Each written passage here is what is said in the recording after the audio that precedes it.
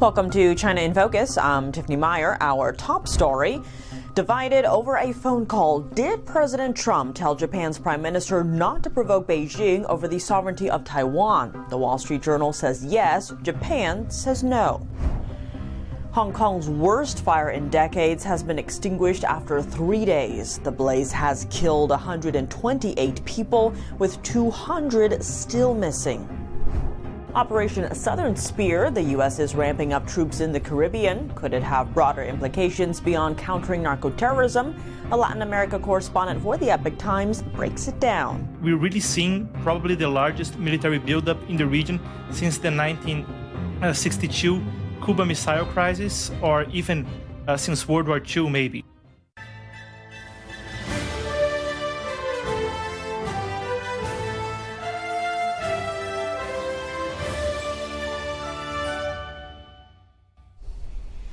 Did President Trump ask the Japanese Prime Minister to not provoke Beijing over the sovereignty of Taiwan on Monday? Japan says no. A Japanese government spokesperson said Thursday such a remark was not made. This comes amid escalating tensions between China and Japan over Taiwan and a U.S.-China trade deal that's still being finalized. The tensions began with a remark from Japan's new Prime Minister, Takaichi, weeks ago. She said Japan could intervene militarily if China invaded Taiwan. Since then, China's relations with Japan have worsened. China suspended Japanese seafood imports and cut flights between the two countries. On Monday, President Trump called Chinese leader Xi Jinping, saying that he'd like China to buy U.S. soybeans faster. Trump said the two also discussed fentanyl and Russia's war on Ukraine. Hours after speaking with Xi, Trump called Japan's Prime Minister Takaichi, briefing her on the conversation. President Trump told me that we are very close friends and that I could call him at any time.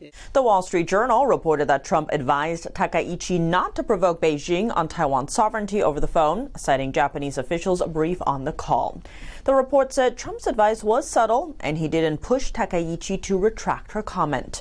The report noted that Japanese officials were concerned Trump didn't want tensions over Taiwan to jeopardize the U.S.-China trade deal. Beijing has promised to buy 12 million metric tons of U.S. soybeans by the end of this year, but so far only purchased a little over 1 million. 2 days after her call with Trump, Takaichi said that she wants to improve ties with China through constructive dialogue.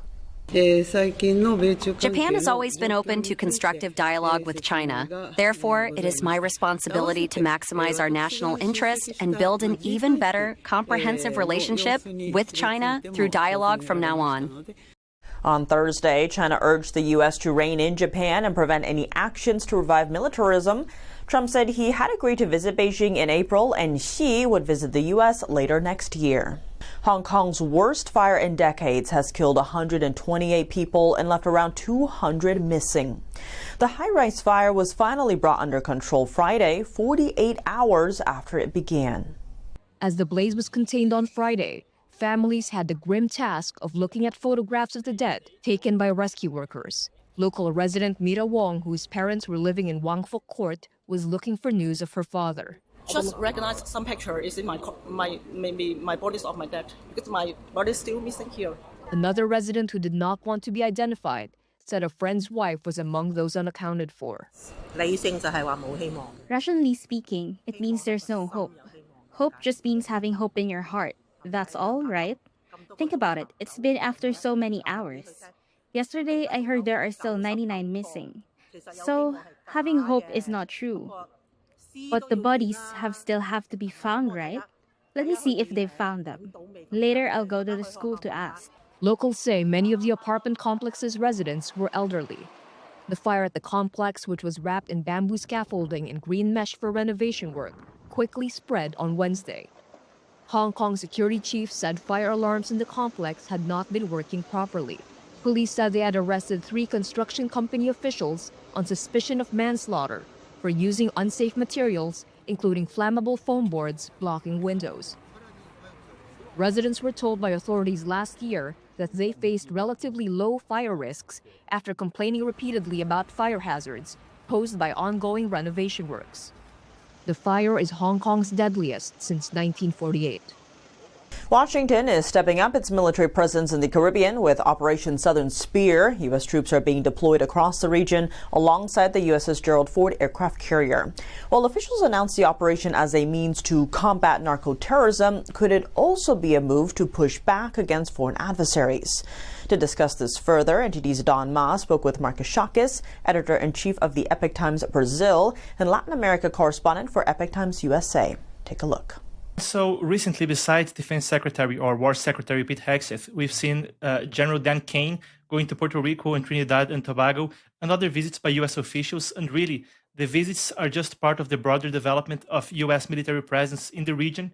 So we're talking 10 to 15,000 troops.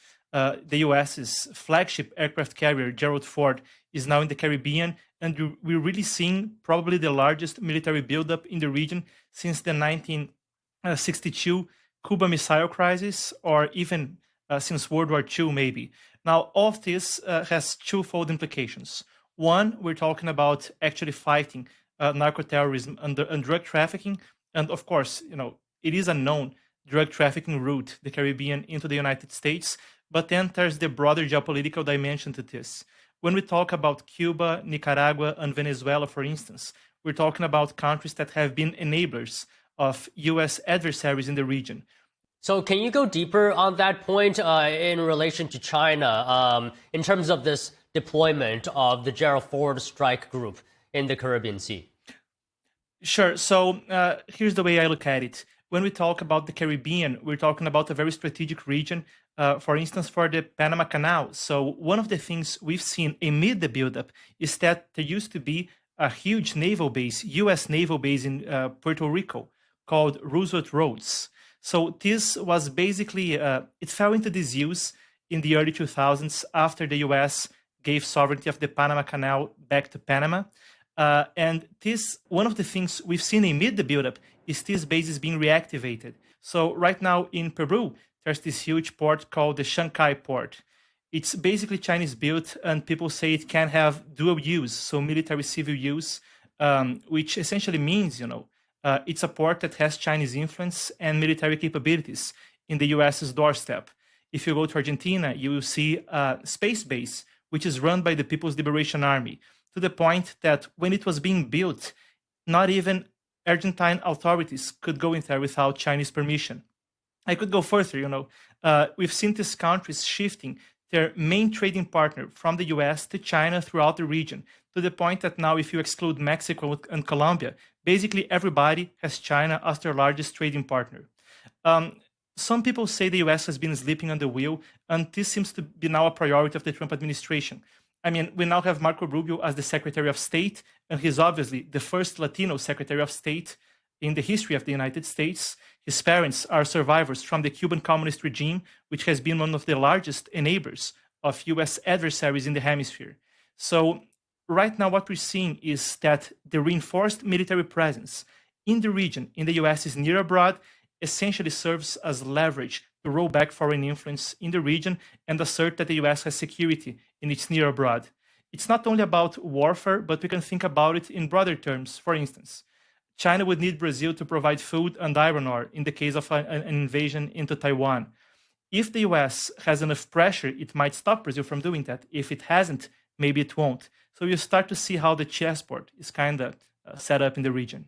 What would be the outcome if the Caribbean, in terms of the Caribbean, if China's influence in the region, along with Russia's and Iran's, was left unchecked? What would happen? What could that mean for the US and rest of the free world?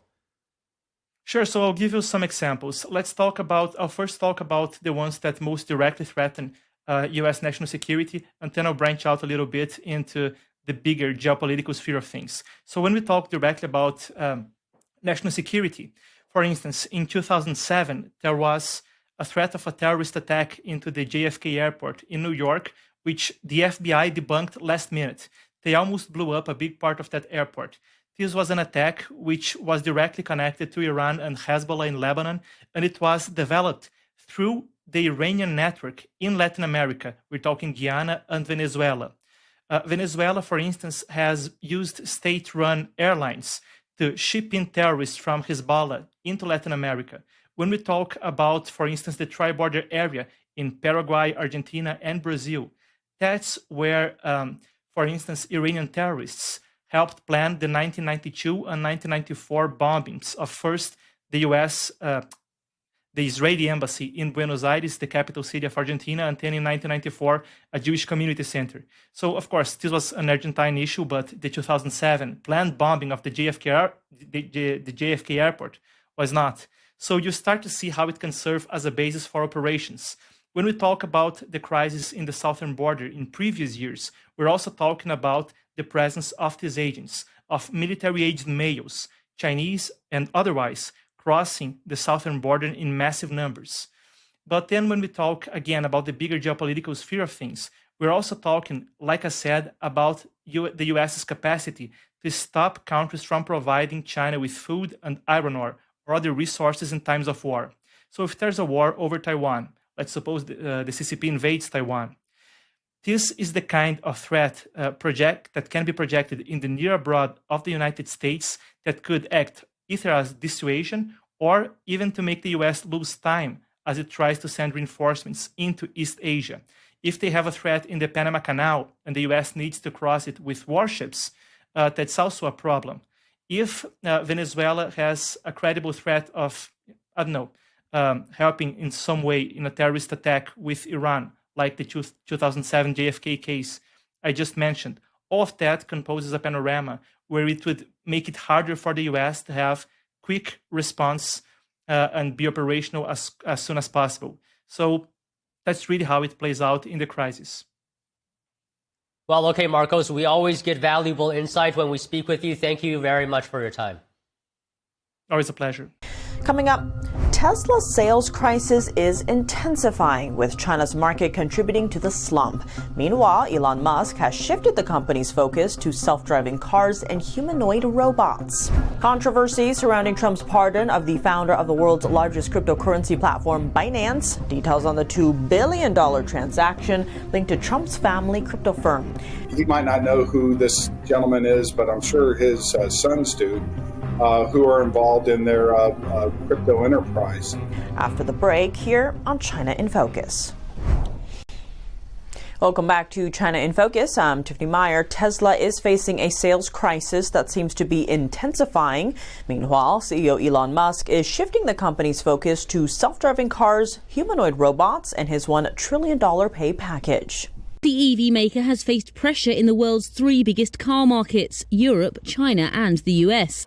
For Europe, it's particularly dark, with industry data showing sales plummeted 48.5% across the continent in October, compared to the same month last year.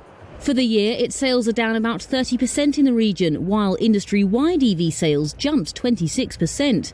A wave of Chinese brands has entered Europe with intriguing designs and broader choice on types. And stats show rival BYD outsold Tesla in the region more than 2-1. The weak European results suggest there's no quick fix for the sales turmoil that began last year, which was sparked by Musk publicly praising far-right figures, setting off protests across the region. Musk's gone relatively quiet on politics, but Tesla's European business has not recovered, signalling more fundamental problems.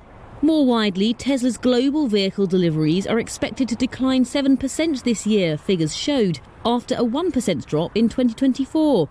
That's despite record Q3 deliveries, boosted by American buyers racing to beat the expiration of an EV tax credit at the end of September.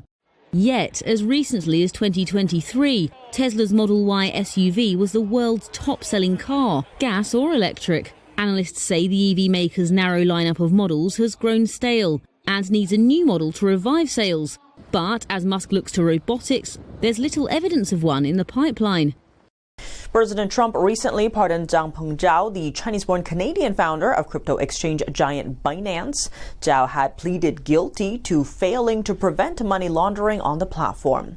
Months before applying for the pardon, his company processed a $2 billion transaction through a crypto firm linked to the Trump family. We spoke with Rex Lee, cybersecurity advisor at MySmart Privacy, about controversies surrounding this move. Rex Lee, thank you so much for joining us. Great to have you back on the show. Thank you, Tiffany, for having me on the show. When it comes to digital security, some are looking to things like crypto or, unregulated areas. There was one incident, if you will, recently that's been making a lot of headlines, which is President Trump pardoning Binance's Changpeng Zhao, or CZ, the billionaire founder of Binance. Now, he was asked about that, and there was a clip that's been making the rounds where President Trump says he doesn't know who that is, even though he pardoned him. What are the concerns over this pardon in particular? Trump, God bless him, he might not know who this gentleman is, but I'm sure his sons do, who are involved in their crypto enterprise. Changpeng Zhao, or CZ, is actually a Chinese-born citizen who immigrated to Canada. Does that mean he's associated with the CCP or the Chinese government? No. And there's been really no direct ties to him personally, but there are ties to the Chinese government and the CCP through Binance. So let's talk a little bit about CZ and why he, and the pardon. He actually committed anti-money laundering violations at Binance. Binance was actively enabling their platform to support thousands of suspicious transactions, including those tied to Hamas, ISIS, and Al-Qaeda. And they were utilizing the platform in crypto as a way to launder money. And this is in the indictment and the crimes he was charged with and the crimes he admitted to. So it's not that he was falsely accused of anything and then unjustly imprisoned. He actually admitted and confessed to these crimes. He was had to serve 4 months in federal prison over it all. Now, on the pardon itself, I think, as you noted earlier, it's not legally, it's not illegal to pardon him. But politically, there are some questions because, as you mentioned, his Binance, or at least had poured quite a lot of money into one of Trump's son's companies, or the stablecoin area. So what kind of political questions is that part raising? Well, first of all, before the pardon ever took place, Abu Dhabi-backed crypto MGX company invested $2 billion into Binance. That investment in Binance was pushed to World Liberty Finance, which is a crypto firm part owned, not wholly owned, but part owned by the Trump family. So the $2 billion was put into an account and then invested in World Liberty Financial, which is the company that's behind stablecoin. Is it coincidental that, $2 billion got pushed to World Liberty Financial and then this pardon comes about? So it's not like he was pardoned and then later on the $2 billion came. The $2 billion was already invested. So that there's some questions on that, and that's not really from my research as much as this has been reported by CBS News, 60 Minutes. My question is, you're giving a pardon to this guy, but he's somebody who admitted to the crime. If he had pled not guilty to the crime and was convicted, then you can see, hey, there's some question here. The guy was trying to plead his innocence, and he was falsely imprisoned, but he was imprisoned based on his own confessions. So, that I think is something that needs to be asked about. In terms of that 60 Minutes CBS report, Eric Trump did respond to it, saying that since it's partly owned by the Trump family, that President Trump had nothing to do with it, which, some of the critics were saying, how could you not know when $2 billion is entered into it? It does seem, especially with the last election in 2024, we did see President Trump quite open or favorable towards crypto. With this pardon, some are pointing into that, being like, is it a pay for play? You can't really prove that, but there are questions around that. What are your thoughts on why President Trump is so enamored, if you will, with crypto? Well, of course, his family, separate of him, he's already got his money, so he can compartmentalize himself and say, I don't know nothing about this. As far as Eric Trump and the other Trumps that are invested heavily in this, they stand to make not billions, potentially trillions, because if you look at recent legislation, such as the Big Beautiful Bill and the Genius Act and other crypto legislation, that's going to benefit world finance. So, their back company is World Liberty Finance stands to be the leader as crypto moves from data mining or crypto mining to intrinsically backed digital currency. So once it has intrinsic value tied to currency, actual currency, then that's going to be the leader, and they stand to benefit heavily not only from the $2 billion invested by MGX, but also through the recent legislation. I want to delve into that because, as you mentioned, CZ himself maybe doesn't have direct ties, but Binance, the company, does have OPay-linked ties to the Chinese regime. So given that, what are the national security questions that raises when it comes to a pardon like this? Well, there's Chinese financial institutions that are involved in Binance. There are key executives in the company that have ties back to China, such as their CFO, Hina Chen, and Zheng Kai-he, Binance custody, head of Binance custody, and Lila Wang, Binance associate, all have ties back to China, as well as one of their independent directors, Zhen Wang, is also tied back to China, but also coincidentally maybe, but also associated with BHR Partners, a Chinese-focused private equity firm, again co-founded by Hunter Biden and Christopher Hines. Now, does that mean Hunter Biden and Christopher Hines are still involved? Are they going to benefit from Binance? Who knows? But they do still own they founded and own part of 25% of BHR Partners. So they're involved either directly or indirectly, and they'll benefit financially from this with Binance. So yes, there is a national security threat here. There's privacy issues. There's financial sovereignty issues. Excellent as always, though. Thank you so much for joining us. Thank you for having me on the show. That's all for today's China in Focus. I'm Tiffany Meyer. If you have any feedback on the show or have something you'd like to see us cover, send us an email at chinainfocus@ntd.com. We'd love to hear from you. Round-the-clock original news coverage, visit us at ntd.com or download our NTD app. Thanks for watching. See you soon.